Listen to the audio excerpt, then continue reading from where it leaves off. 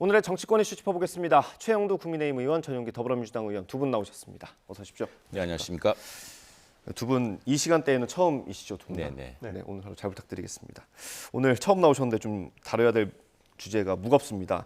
일단 민주당에 대한 검찰 수사부터 볼 텐데요. 이게 간단히 설명을 드리면 이정근 전 사무부총장, 민주당 사무부총장과 강래구 한국감사협회장의 통화 내용을 검찰이 확보를 했고, 이 통화에 2021년 전당대회 당시에 송영길 후보 캠프에 있던 의원들에게 금품을 전달하자라는 제안이 있었다는 게 지금까지 나온 상황입니다. 일단 여당 같은 경우는 오늘 아침 회의에서도 좀 철저한 조사를 촉구했습니다. 의원님 먼저 말씀 들어볼까요?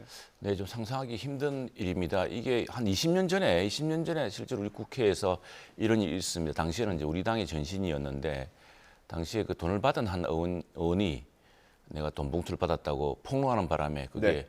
처벌도 받고 굉장히 큰 정치적 파장을 일으켰습니다.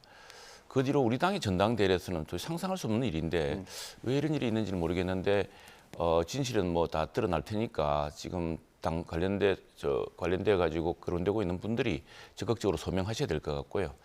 지금 선거에서 돈을 돌린 행위, 이게 물론 이전에는 선거법제, 정당법에 네. 정당 내 선거는 일반 선거와 달리 해서 이런 처벌 규정이 없었다고 합니다. 그런데 20년 전에 그 사건이 이후로 엄해졌는데 지금 우리 전 의원도 아시겠지만 일반 의원, 우리 국회의원 선거나 시의원, 도의원 선거에서는 밥 한 끼 잘못 샀다가 의원직을 박탈당할 정도로 이 돈 봉투라든가 돈으로 누굴 매수한다든가 뭐 돈으로 어떤 선심을 쓴다는 것은 굉장히 엄벌하고 있습니다. 네. 그것이 이제 정당 선거 내에도 똑같이 적용되고 있는 것이고요.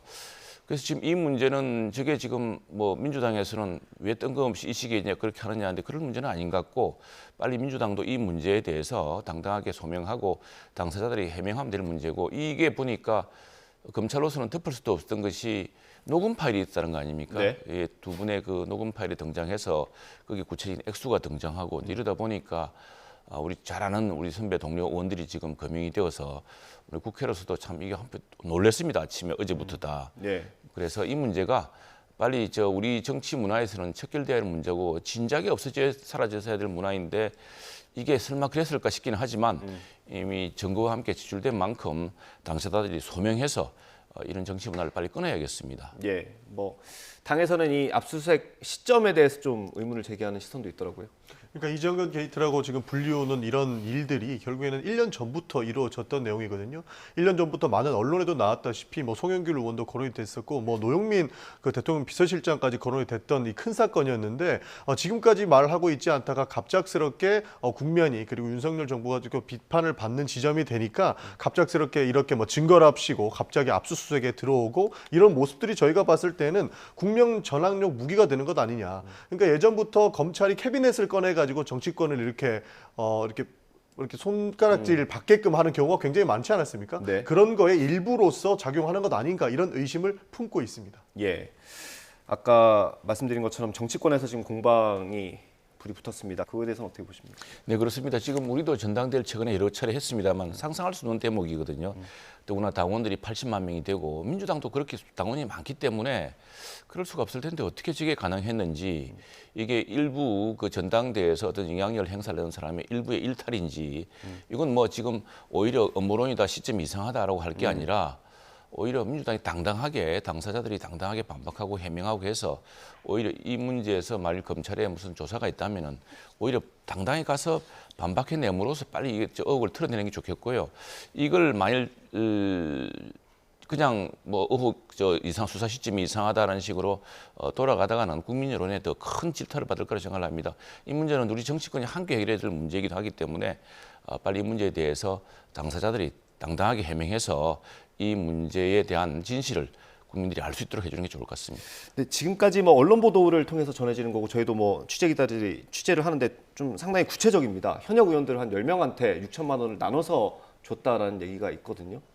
그러니까 그 6천만 원을 나눠서 현역 의원들한테 줬고 그 현역 의원들이 그 돈 때문에 움직였다라는 것은 아까 우리 최영도 의원께서 말씀을 주셨지만 현대 사회에서는 상상이 가지도 않는 일이고 그런 일이 거의 없을 일이기도 하죠. 사실 돈을 줬다라고 하면은 어느 정도 전당대회에서 영향력을 미쳐야 되는데 2021년도에는 다들 아시다시피 코로나 시기였고 보통의 선거가 온라인으로 이루어졌습니다. 거기에서 그 돈을 받고 움직이는 사람들이 있을 리 만무하다, 저는 이런 말씀을 좀 드리고 싶고, 실제로 만약에 송영길 후보가 조금이라도 지고 있고 많이 열세한 후보였다면 어느 정도 이렇게 돈 봉투의 문제가 또 한번 거론됐을 수가 있는데 송영길 대표는 그 전에 전당대회도 나와서 이해찬 대표와 지금 의장을 하고 계신 김진표 의원하고도 경선을 한 차례 거쳤었던 거고 그 이후에는 홍영표 대표와, 그러니까 양 거물이라고 불리우는 이 정치인들이 붙은 이런 전당대회이기 때문에 근데 결과는 사실 신승 아니었습니까? 신승이긴 했습니다. 그러나 이 돈의 문제로서 움직일 정도의 전당대회가 되지는 못했다. 이 영향력은 큰 선거는 아니었다. 이런 말씀을 드리고 싶은 겁니다. 예.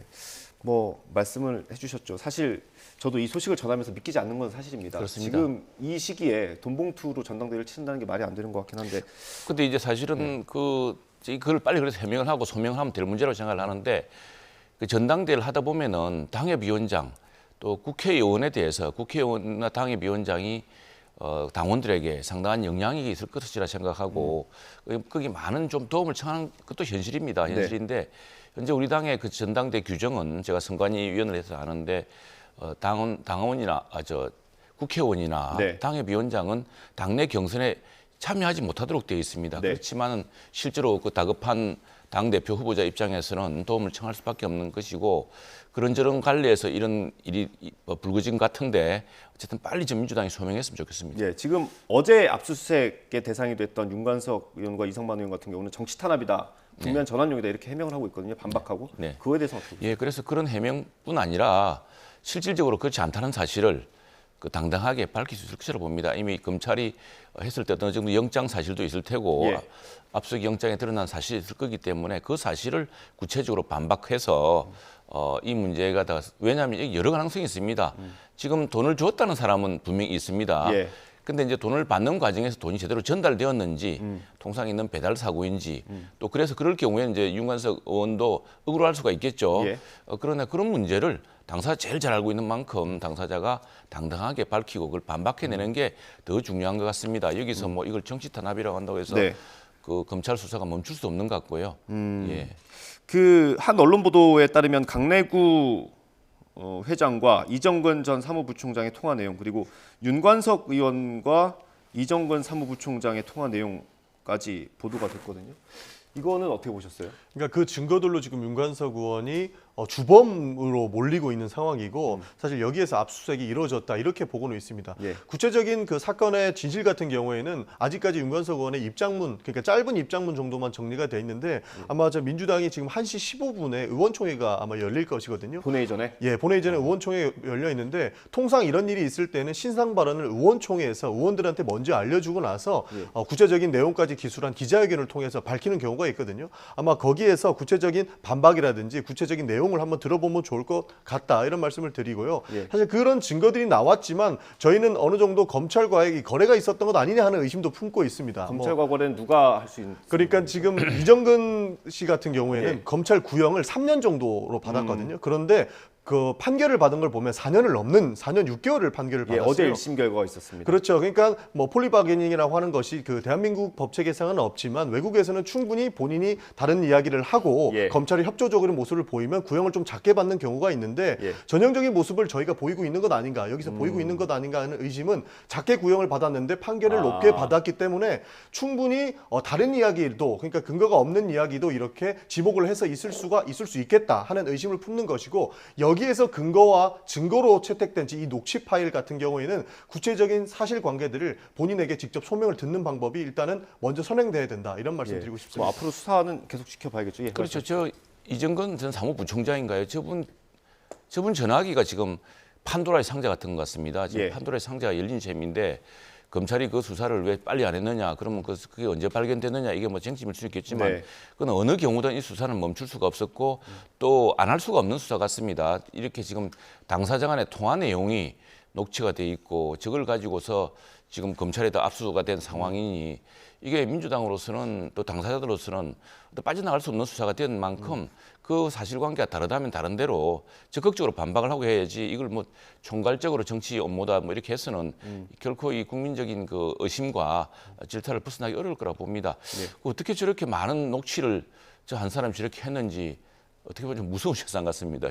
뭐 일부 보도에 따르면 휴대폰에 있는 녹취만 3만 개가 넘는다 뭐 이런 얘기도 있던데 아이고야. 만약에 의원님 말씀하신 대로 플리바게닝이라고 하면 민주당에서 오래 활동하지 않았습니까? 그럼 민주당이 리스크가 될 수 있는 거 아니에요? 큰 리스크가 될 수 있습니다. 아무리 그 거래를 했다라는 입장이더라도 이정근 씨가 어떠한 입장을 가지고 있는지를 따라서 민주당에서는 당연히 큰 리스크가 될 수 있고요. 사실 이정근 게이트가 아니더라 하더라도 이런 뭐 돈봉투 사건이 벌어진 것만으로 해도 민주당에는 큰 리스크로 작용할 수 있고 그것 때문에 검찰에서 이렇게 무리하게 국면 전환용으로 하는 것 아닌가 하는 의심까지 나오는 상황입니다. 예, 알겠습니다. 저희가 아까 들려드리려고 했던 녹취가 지금 제대로 준비가 된 것 같습니다.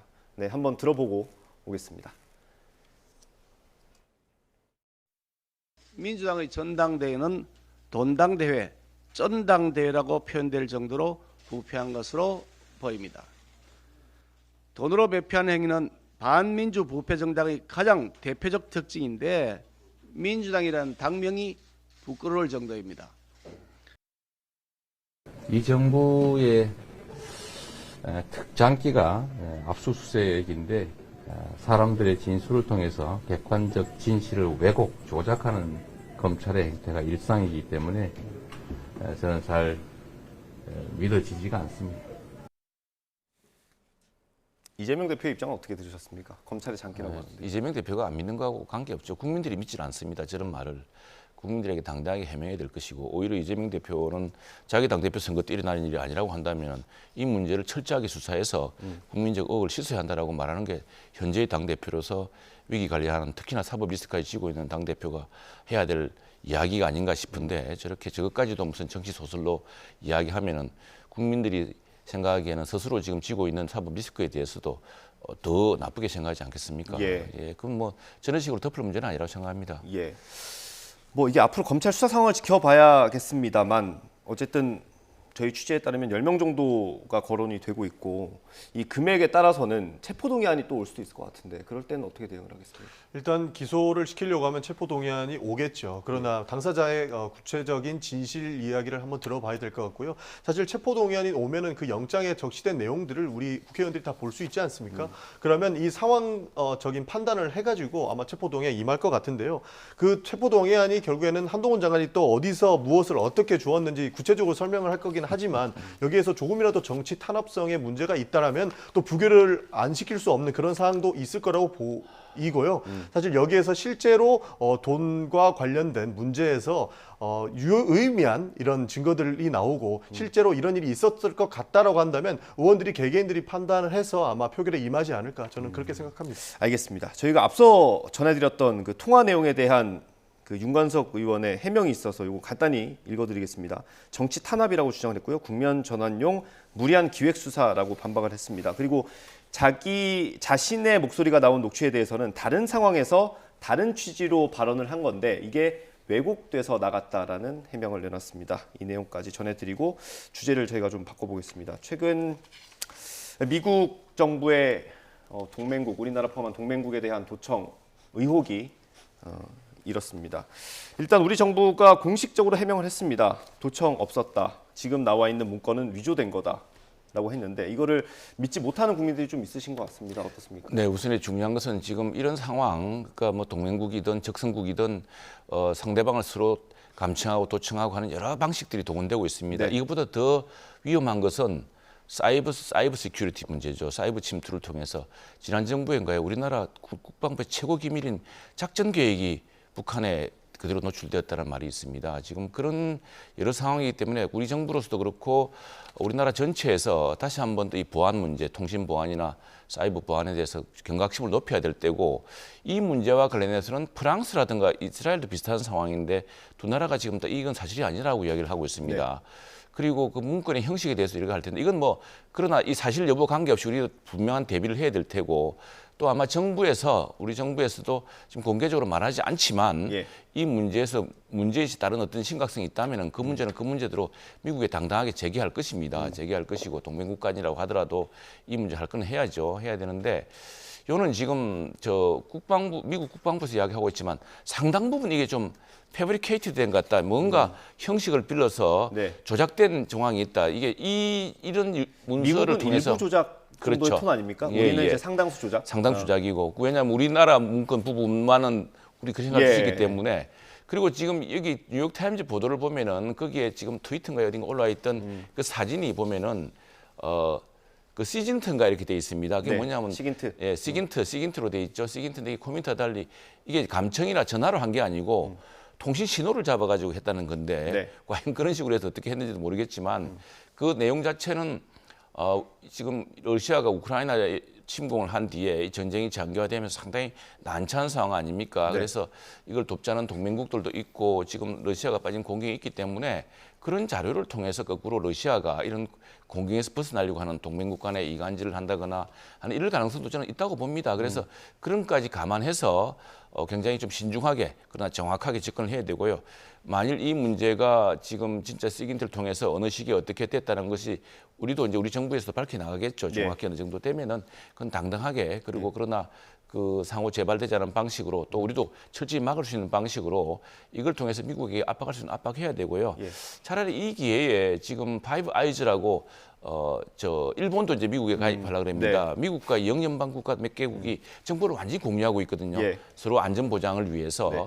그런 것처럼 차라리 그런 것도 한번 전향적으로 생각해 볼 수가 있을 테고 네. 또 우리 정부로서도 이 사안을 가지고 우리가 당당하게 이야기해야죠.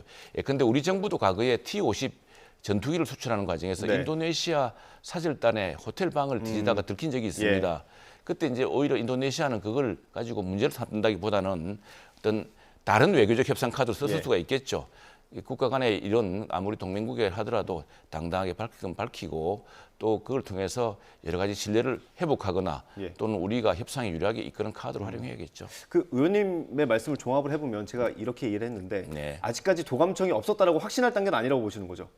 이게 지금 감청이 아니고 감청은 이제 코민트라고 그럽니다. 예. 이 시긴트는 이제 통신 신호를 잡았다는 건데 이게 지금 아마 이 뭐 저 외국 영화에 보면은 뭐 거대한 이런 저 통신 위성을 통해서도 네. 감시할 수 있는 이런 게 있는 모양인데 이 수준이 어느 정도인지 아무도 모르는 거죠 사실은.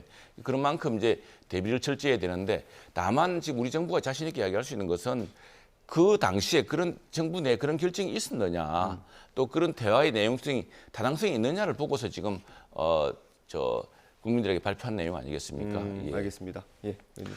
네, 그러니까 뭐 문건 조작이 상당수 있었다라고 하고 있고 뭐 미국도 일부 이 문건 조작이 있었다라고 이야기를 하지만 앵커님께서 말씀해 주신 것처럼 도청이 없다라고 단언하는 사람은 그 한 명도 없다라고 저는 보고 있거든요. 이것은 결국에 집에 도둑이 들었는데 도둑은 가만히 있는데 집주인이 우리는 아무 문제 없다라고 하는 꼴로밖에 보이지 않습니다. 사실 프랑스랑 이스라엘 같은 경우에는 이 문건들이 조작이 되었기 때문에 문제가 없다라고 할 수가 있는데 저는 우리나라 같은 경우에는 그게 불가능하다고 보거든요. 실제로 한국의 155mm 포탄 수송 일정이 어느 정도 일치했던 부분이 있고 실제로 내용들이 진행되고 있는 것들을 봤잖아요, 우리가. 네. 그렇기 때문에 우리는 문건이 조작됐다라고 이야기는 하지만 도청이 없었다, 문제가 없었다 이렇게 이야기하기에는 조금 상당히 좀 어려운 부분이 있다 이런 말씀을 드리고 싶고요. 악의적인 도청이 아니었을 것이다라고 이야기를 하지만 도청이 악의적이면 어떻게 되겠습니까? 사실 비악의적인 도청이라도 잘못된 것은 잘못된 것이죠. 그렇기 때문에 옛날에 박정희 대통령도 그 미국에서 도청이 있었을 때 상당히 분노를 표하면서 앞으로는 이런 일이 없도록 해다라고 이제 재발 방지 요구 정도는 했는데 지금 정부는 그것도 하지 못하고 있기 때문에 비판을 받고 있다 이런 말씀 드리고 싶습니다. 민주당 입장 뭐 야당이니까 무조건 저렇게 이야기하는 건 또 그럴 수 있다 생각을 하지만 그러나 지금 이스라엘하고 프랑스의 사건의 경우에서 보면은 이것이 그 저 문건 내용 자체를 부인하고 있지 않습니까? 그러니까 지금 이렇게 이게 조작됐을 가능성을 여기서 볼 수 있는 것이죠. 그런데 왜 이스라엘이나 프랑스 같은 경우에 대해서는 그렇게 믿어주면서 우리 정부의 해명은 또 믿지 못합니까? 그리고 그 이 보도에 따르면은 당시에 이미 폴란드에 수출하고 있다는 내용들이 국내 언론 같은 많이 좀 그리고 당장 그 젤렌스키 대통령이 우리 국회 연설에서 무기를 좀 도와달라고 직접 호소도 한 적도 있습니다. 네. 그게 우리 정부의 큰 고민이었고 그럴 수 없다는 것이 이제 그 공식 입장이었는데 대신에 우회해서 그러면 미국으로 빌려준다든가 또는 뭐 폴란드에 수출한다든가 이런 방안들은 끊임없는 관심사였고 러시아가 가장 주목하는 대목이어서 이런 대목을 가지고서 여러 가지 그걸 사후에 만들 수 있는 또 가능성도 있기 때문에 실제로 그 시긴트를 통해서 했던 것이 그럼 우리 시긴트도 우리가 막아야 되겠죠. 막아야 네. 될 거고 그 과정을 좀 더 엄밀히 하고 미국 정부한테 솔직하게 이야기하라고 좀 이야기할 수 있을 테고 예. 그 문제는 지켜보시죠. 부정부가 이렇게 그 자존심 있는 정부고 또 주권인 정부인데 이런 문제에 대해서는 그것이 공개적인 뭐 분노 이런 것보다 근거 없는 공개적인 분노보다는 아주 그 단호하면서도 또 치밀한 접근도 필요하니까요. 예. 좀 시간이 그러니까 필요하다고 그런 봅니다. 치밀하고 외교를 할 때 있어서 어떤 좀 치밀한 접근이 필요할 때 그런 것도 있지 않습니까? 정부가 의뢰하는 수사 이런 것들, 뭐 레토릭 같은 걸 좀 활용을 해서 그렇게 좀 잘 넘어가고 이렇게 하면 되는데 대통령실의 입장은 너무 단호하고 야당을 또 비판을 했단 말입니다. 의혹 제기하지 말라고. 지금 이제 이스라엘과 프랑스에서 나고 있기 때문에 야당의 의혹 제기가 지금 뭐 청와대를 옮겨서 그렇다까지 번지고 있는 마당이니 좀 심하다 생각이 들고요. 그리고 아마 그걸 다 일일이 이야기할 수 있겠습니까만은 미국도 CIA가 지금 어디서 이런 식의 이게 그것이 비록 일부 조작됐든 뭐 어쨌든 정부 문서 형식의 또 일부는 사실 진짜 정부 문서가 네. 이렇게 인터넷 온라인에 이렇게 떠돌 수가 있느냐 그 내부를 보고 있듯이 우리도 지금 이게 그렇다면은 여기서 지금 언급되고 있는 내용이 실제로 어쩐된 것이냐 아마 내부에 사사치 지금 조사되고 있을 겁니다. 예. 그 당연하게 정부의 기능이죠. 예. 그러니까 야당의 비판은 사실 청와대를 급하게 이렇게 대통령실로 이전하면서 문제가 됐다라는 것은 사실 비단 야당의 주장만은 아니었습니다. 그 우리 1년 전에 그 국방위원회 회의록을 보면 야당의 김병기 의원도 그랬고요. 그 여당에서도 도감청의 위험이 있으니 이것은 조심해서 다뤄야 된다라고 이미 국민들 앞에서 선언을 한 바 있습니다. 여기에서 중요한 것은 대통령실이 이전하면서 그 대공사가 너무나도 급하게 이루어졌고 갑자기 본인의 취임 일자와 맞춰서 용산으로 가고자 했기 때문에 김병기 의원 같은 경우에는 국정원 출신이거든요. 네. 내가 국가정보원 출신이라면 여기에다 도감청을 심을 수 있는 그런 위협도 있다. 그렇기 때문에 조심해라 이렇게 얘기를 했어요. 그리고 나서 지금 도청 의혹까지 나왔기 때문에 저희 입장에서는 정황상 이게 맞아떨어지는 의혹이 아닐까. 그리고 또 그 김성한 우리 국가안보실장이 갑자기 또 경질되지 않았습니까? 그러니까 여러 가지 정황상 이런 문제들이 복합적으로 작용했을 수가 있다. 그렇기 때문에 저는 더 문제 제기를 할 수가 있다. 이런 말씀 드리고 싶습니다. 하나만 덧붙이면 여기는 사실 합참이 쓰던 건물입니다. 네. 합참은 항상 우리 정부, 우리 국가를 지키는 제일 중요한 군사적 중심인데 그럼 그 건물을 그대로 썼기 때문에 오히려 지금 청와대가 과거에 대통령 집무실이고 대통령이 또 사는 곳이다 보니까 또 그리고 오래된 건물이어서 할 수 없었던 그런 보안 조치가 오히려 더 강화됐다 볼 수 있고 이것은 좀 지나치다 생각이 드는데 그리고 또 하나 말씀드릴 때 코민트, 시긴트가 있지만 네. 이게 종래 방식의 도청 감청이 아닙니다. 뭐 그러니까 코민트라는 것은 이제 라인 태핑, 네. 와이어 태핑 뭐 이렇게 하지 않습니까? 이거는 통신 신호를 가지고서 인공위성에서 했는지 어떤지 그런 기술이 발전돼 있다고 하니까 그건 지금 우리 용산의 이 건물이 어떻다고 한 차원을 뛰어넘는 문제죠. 그래서 좀 비판의 수준을 좀 맞췄으면 좋겠습니다. 예, 뭐 이게 야당을 떠나서요. 야당을 떠나서 김병기 의원이 일단 전문가는 맞지 않습니까? 국정원에 있었으니까 그 주장하는 묘지가 이겁니다. 공사할 때 그 어떤 그 감청 장비 같은 것들이 눈에 정말 보이지 않는 것들이 들어갈 수도 있다라는 그런 우려를 하는 거고요. 지금 기술적으로 미중 일러가 우리보다 훨씬 앞서 있다는 거예요. 그래서 그거를 대응하는 차원에 있어서도 우리가 뒤처져 있다라고 보는 거거든요. 그래서 그 능력을 강화를 빨리 해야죠. 예. 강화를 해야 되고 그건 여야가 함께 그런 우리 대응 능력을 좀 강화해야 되고 뭐 이뿐 아니라 실제로는 지금 사이버상으로 그래서 어젠가요 조태용 신임 실장이 사이버 시큐리티에 대한 네. 이것도 했습니다만 곳곳에서 아무튼 북한의 침투 또 중국의 어떤 이 사이버 침투 이런 것들이 많기 때문에 러시아도 그렇고요.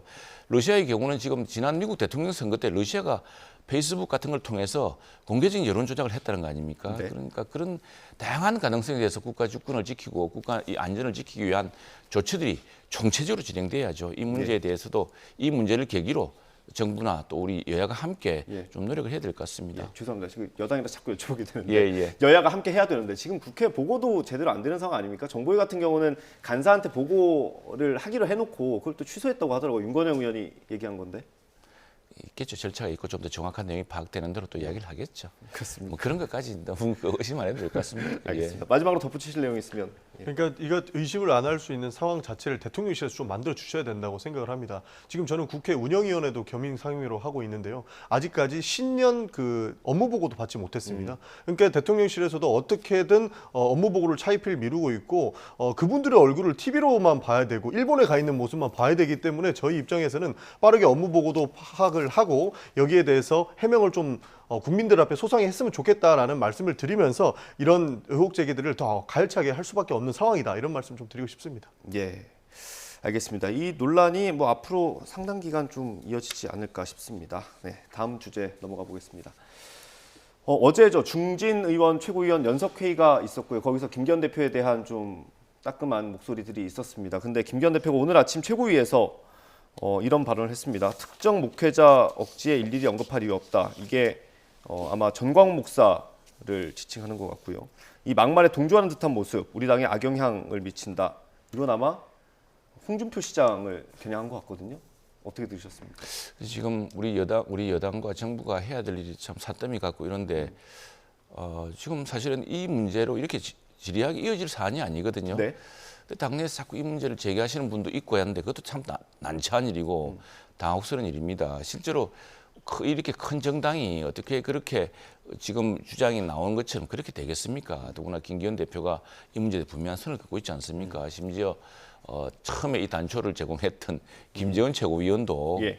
분명한 입장을 밝히고 있고 이 문제는 더 이상 이렇게 논리되거나 할 상황이 아니라 생각합니다. 그리고 80몇만의 당원이 전체 투표를 통해서 탄생한 지도부고 예. 또 그렇게 해서 최고위원인데 물론 뭐 일부 핵심 지지층에 대한 이런 관계 이런 것들이 아예 뭐 배제할 수는 없겠습니다만 지금 최종적으로 최고위원이 되고 대표가 되고 이런 과정에서 그 누구 사사로운 것으로 해서 그 도움받았다고 해서 그렇게 연연해야 될 문제도 아니고 지금 워낙 전당대회 규모가 커져서 또 그 일부의 힘으로 될 수 있는 그런 분위기가 아닙니다. 그건 민주당도 잘 알 테고요. 예, 그래서 그 문제는 빨리 매듭짓고 지금 우리 김기현 대표가 지금 오늘 아침에 이야기했듯이 예.